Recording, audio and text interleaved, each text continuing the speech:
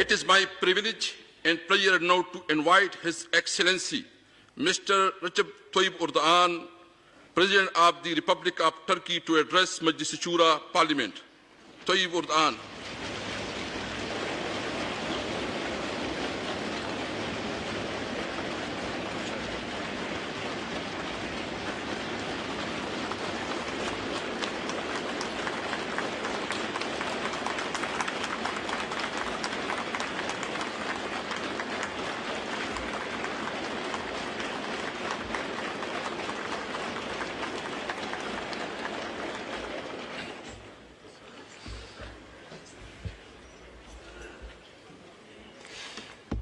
Bismillahirrahmanirrahim. Sayın Başkan, Pakistan Milli Meclisi'nin ve Senatosu'nun saygıdeğer üyeleri, hanımefendiler, beyefendiler, sizleri selamların en güzeliyle, muhabbetle, hürmetle selamlıyorum. Esselamu Aleyküm ve Rahmetullahi ve Berekatuhu. Pakistan halkının siz kıymetli temsilcilerinin nezdinde buradan tüm kardeşlerime sevgi ve saygılarımı sunuyorum. Pakistan'a yaptığım bu resmi ziyaret vesilesiyle sizlere hitap etmekten büyük bir memnuniyet duyuyorum. Bugün bizleri bir araya getiren böylesine muhteşem bir uhuvvet ikliminde gönüllerimizi buluşturan Mevla'ya hamdü senalar ediyorum. Şahsıma bu oturumda hitap etme fırsatı verdiğiniz için her birinize ayrı ayrı teşekkür ediyorum. Sözlerimin hemen başında her birinize Türkiye'deki 83 milyon kardeşinizin Türkiye Büyük Millet Meclisi'nde milli iradeyi temsil eden tüm milletvekillerimizin selamlarını iletmek istiyorum.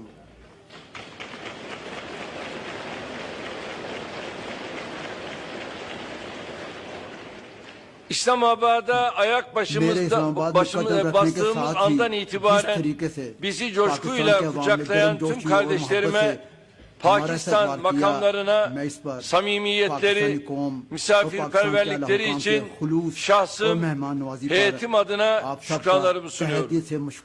Biz burada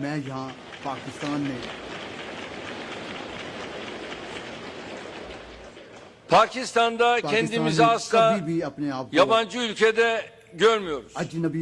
Şu anda biz kendi evimizdeyiz. Ve kendi evimizde sizlerle bir aradayız. Asya'nın en önemli buluşma noktalarından birinde, İslam dünyasının mümbit coğrafyasında kendimizi evimizde hissediyoruz. Türkiye ile Pakistan arasındaki kardeşlik bağları dünyada pek az ülkeye ve millete nasip olur.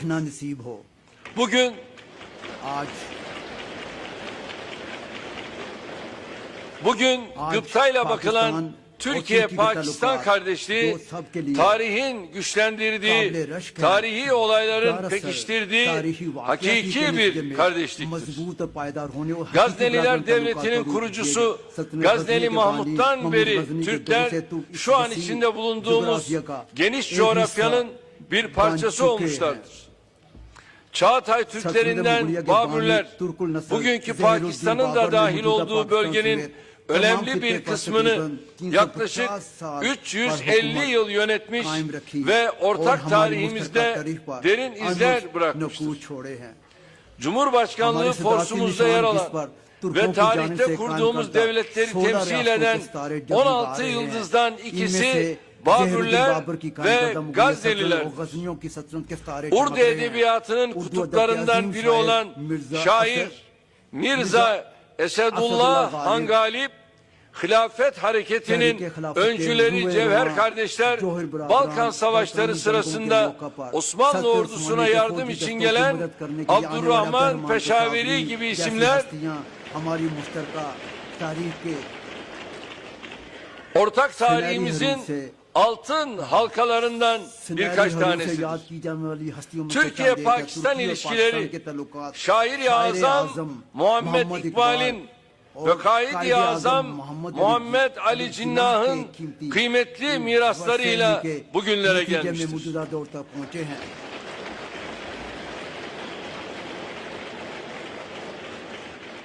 1915 senesinde Türk askeri şanlı bir direnişle Çanakkale Boğazı'nı savunurken cepheden 6.000 kilometre uzaklıkta bu topraklarda yapılan miting tarihin unutulmaz sayfalarına kaydolmuştur.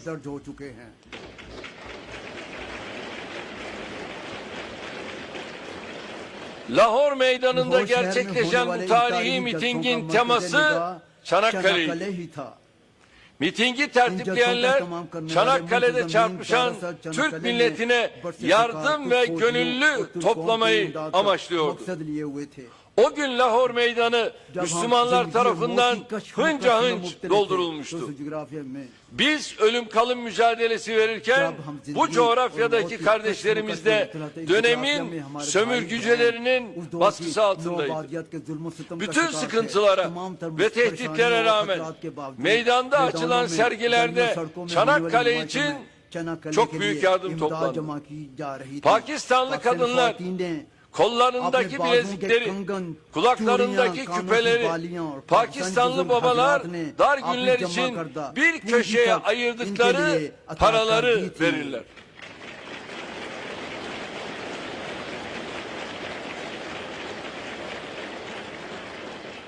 Değerli kardeşlerim, biz sizi sevmeyeceğiz, size muhabbet beslemeyeceğiz de kimi seveceğiz, kime muhabbet besleyeceğiz?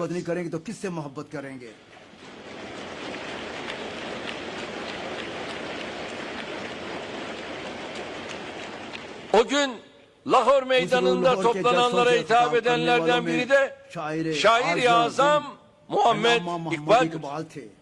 Muhammed İkbal o kürsüde büyük bir hicap içerisinde birkaç gün önce gördüğü bir rüyayı anlatır. Rüyasında Peygamberi Zişan Efendimiz'i aleyhissalatu vesselam gören İkbal hissiyatını dizelere şöyle döker.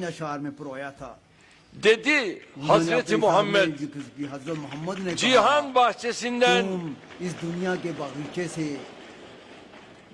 bahçesinden bana bir koku gibi yaklaştın. Söyle bana hediye olarak ne getirdin? Dedim ki ya Muhammed, dünyada yok rahatlık. Bütün özlemlerinden umudu kestim artık. Varlık bahçesinde binlerce gül ve lale var. Ama ne renk, ne koku. Hepsi de vefasızdır. Yalnız bir şey getirdim. Kutlanmıştır tekbirlerle. Bir şişe kan ki eşi yoktur. Namusudur. Vicdanıdır. Buyurun bu Çanakkale şehitlerinin kanıdır.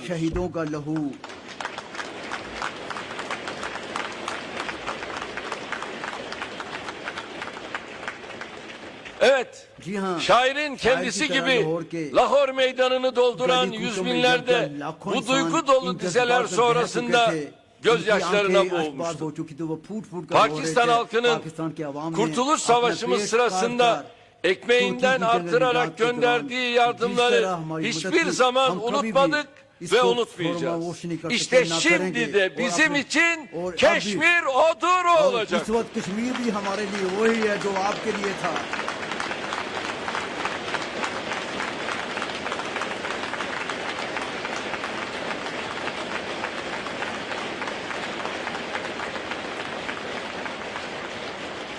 Dün Çanakkale, bugün Keşmir. Hiçbir farkı yok. Kardeşlerinin istiklal mücadelesine katılarak canlarını feda eden Şevket Ali kardeşleri Çavdurileri unutmadık, asla unutmayacağız. Haydarabad'dan İslamabad'a kadar tüm kardeşlerimizin Türkiye için, Türkiye'nin istiklali ve istikbali için seccadelerine kapanıp dua etmelerini unutmadık, unutmayacağız.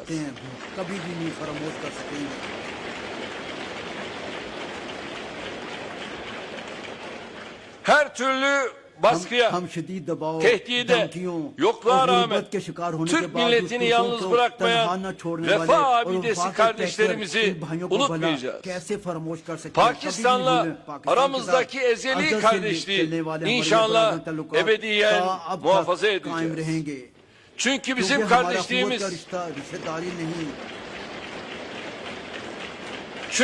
kardeşliğimiz kan bağından değil, gönül bağından geliyor. Bizim dostluğumuz menfaatten değil, muhabbetten geliyor.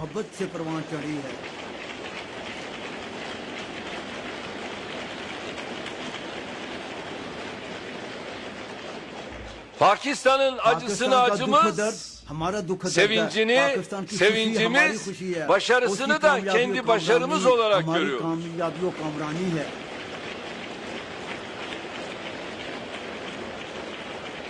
Bu anlayışla Pakistan'ın son yıllarda yaşadığı sel ve deprem felaketlerinde tüm imkanlarımızda hemen kardeşlerimizin yardımına koştuk.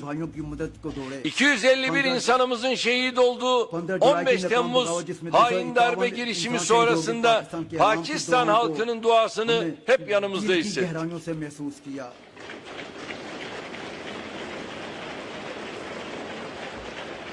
Pakistan makamları FETÖ'ye ait okulları Türkiye Maarif Vakfı'na devrederek gerçek anlamda milletimizin dostu olduklarını gösterdi. Ekim ayında Suriye'nin kuzeyine düzenlediğimiz Barış Pınarı Harekatı'na Pakistan devleti ve halkından yine çok güçlü destek geldi.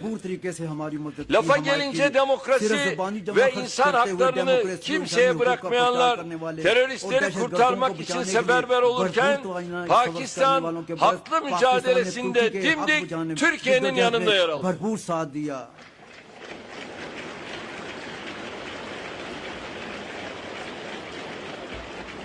Keza Elazığ, Malatya depreminin ardından devlet ricalinden sokaktaki vatandaşa kadar tüm Pakistan'dan dayanışma mesajları aldık.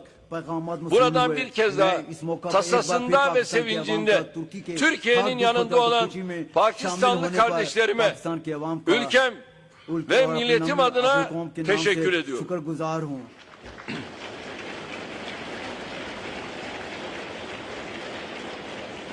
Rabbim aramızdaki dayanışmayı daim ve kaim eylesin diyorum. Pakistanlı kardeşlerimizin de Türkiye'nin ve Türk milletinin dostluğundan emin olmalarını istiyorum. Geçmişte olduğu gibi gelecekte de daima Pakistan'ın yanında yer almayı sürdüreceğiz.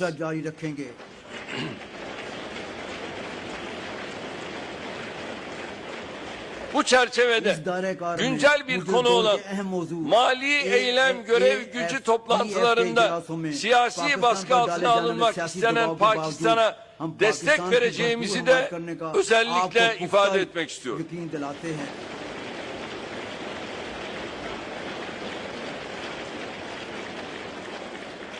Sayın Başkan, değerli parlamenterler, Pakistan kalkınma ve refah yolunda mesafe kaydetmeye devam ediyor.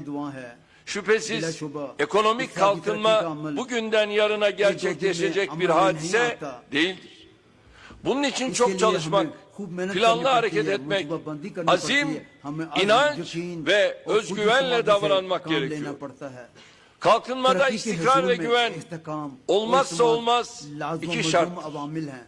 Pakistan'ın yasama, yürütme, yargı ve askeri kurumlarıyla el birliği içinde sergilediği çabaların kısa zamanda meyvelerini vereceğine inanıyorum. İş ve yatırım ortamını iyileştirmeye esas alan adımlar, Pakistan'ı yatırımcıların gözünde daha cazip bir ülke haline getiriyor. Buraya farklı sektörlerden büyük bir iş adamı grubuyla geldi. Cuma namazının ardından inşallah Türkiye, Pakistan İş Forumu'nda yatırımcılarımızla bir araya geleceğiz. Böylece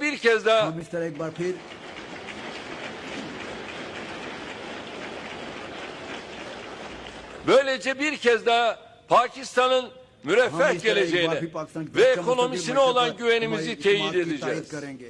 Sayın Başbakan'ın Türkiye ziyareti sırasında ilişkilerimizi derinleştirme konusunda mutabakata varmış ve arkadaşlarımızı talimatlandırmıştık.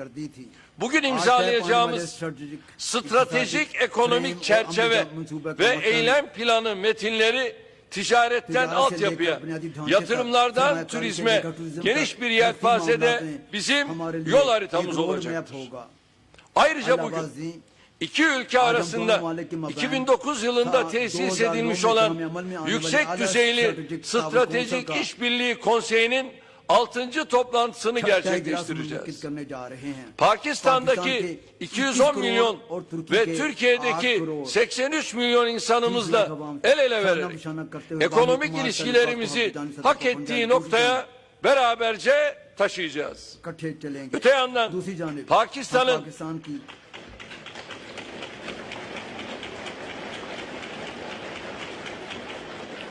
Öte yandan Pakistan'ın terörle mücadelede sergilediği çabaları takdirle takip ediyoruz.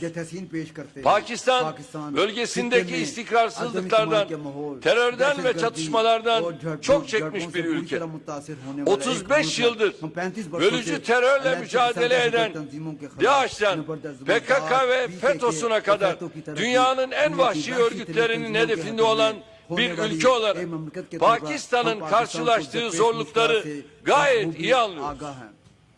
Terörle mücadelesinde Pakistan'ı desteklemeyi sürdüreceğiz.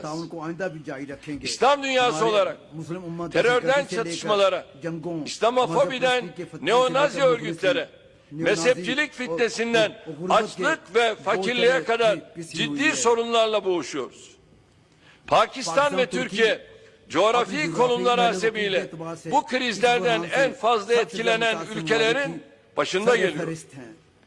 İslam'da kardeşlik hukuku, mümin kardeşine destek olmak yanında sıkıntılarına taraf olmayı, müdahil olmayı da gerektirir.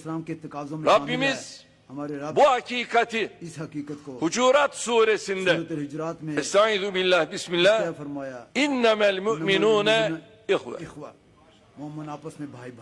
Ancak müminler kardeştir.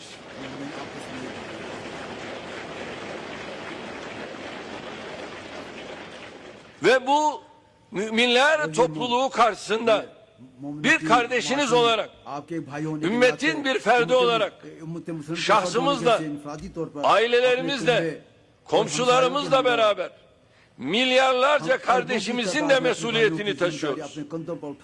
Kısa vadeli çıkarlar, günlük hesaplar bizim ebedi ve ezeli kardeşliğimizin önüne geçemez. Mezhep, meşrep, kabile, dil farklılıkları bizim cihan şumul kardeşliğimizin üstüne çıkamaz.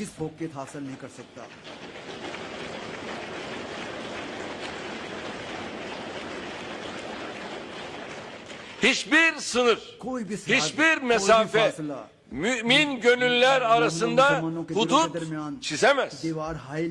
Dünyanın neresinde olursa olsun Müslüman kardeşimizin derdiyle dertlenmek, zulme uğruyorsa onun yanında durmak bizim görevimizdir.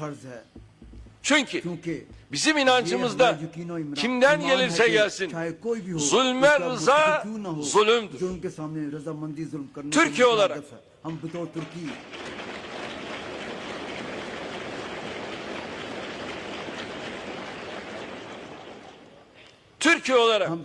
bu anlayışla ümmetin arasındaki ayrılıkları gidermek, anlaşmazlıklara çözüm bulmak, Filistin, Kıbrıs ve Keşmir başta olmak üzere haklı davalarımıza sahip çıkmak için gayret gösteriyoruz. Suriye'deki çatışmalardan ve rejimin zulmünden kaçan 4 milyona yakın sığınmacıya ev sahipliği yapıyoruz. Maddi imkanları bizden kat be kat fazla olan ülkeler Suriyeli mazlumları kaderine terk ederken biz bu insanlar için 40 milyar doların üstünde harcama yaptık.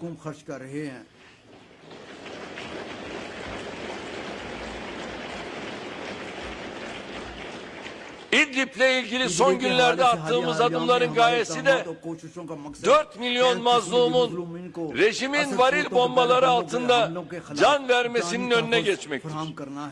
Libya'dan Yemen'e kadar çatışmaların olduğu her yerde Türkiye'nin öncelikli hedefi kanı, yıkımı, zulmü ve gözyaşını durdurmaktır. Bilhassa İslam İşbirliği Teşkilatı dönem başkanlığımız sırasında İslam ümmetini ilgilendiren tüm konularda aktif bir çabanın içinde olduk. İlk kıblemiz Kudüs-ü Şerif'e yönelik İsrail saldırıları karşısında onurlu ve kararlı bir duruş sergiledi.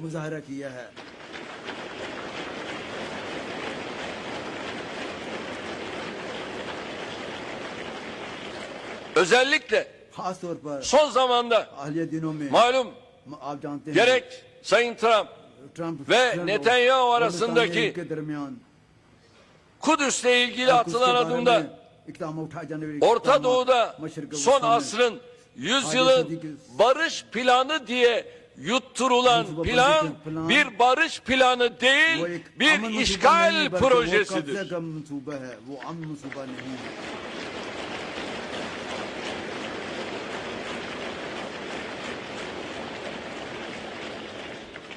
Kudüs bizim kırmızı çizgimizdir diyerek Harem-i Şerif'i işgalci İsrail yönetiminin insafına terk etmeyeceğimizi tüm dünyaya ilan etti.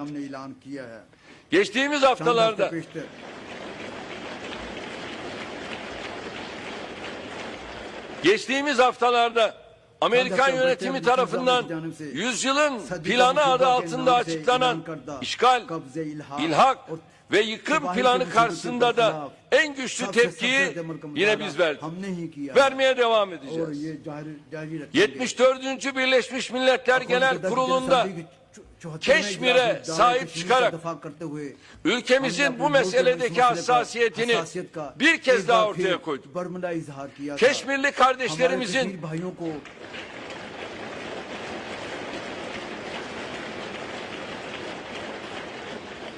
Keşmirli kardeşlerimizin 10 yıllardır çektiği sıkıntıların son dönemde atılan tek taraflı adımlarla daha da ağırlaştığını görüyoruz.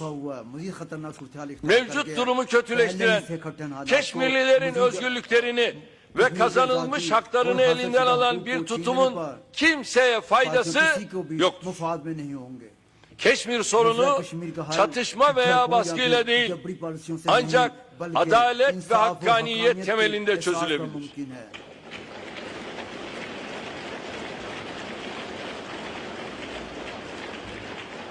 Böyle bir çözüm tüm tarafların menfaatlerine hizmet edecektir. Türkiye, Keşmir meselesinde adaletin, barışın, diyalog yoluyla çözümün yanında yer almayı sürdürecektir.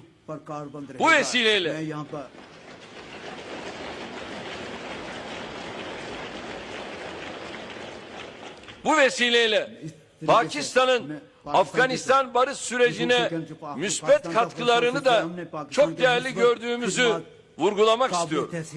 Türkiye olarak bu süreçte ikisi de kardeşimiz olan Pakistan ve Afganistan'a gereken desteği veriyoruz.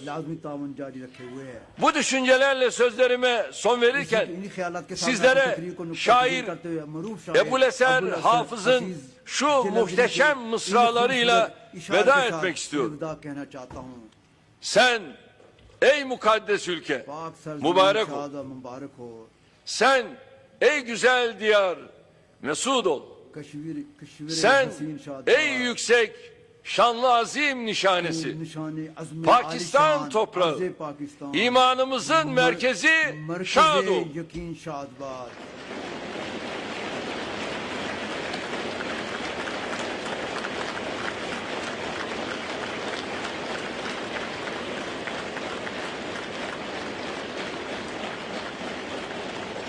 Muhabbetiniz ve sabrınız için her birinize teşekkür ediyorum. Rabbim yar ve yardımcımız olsun. Kalın sağlıcakla.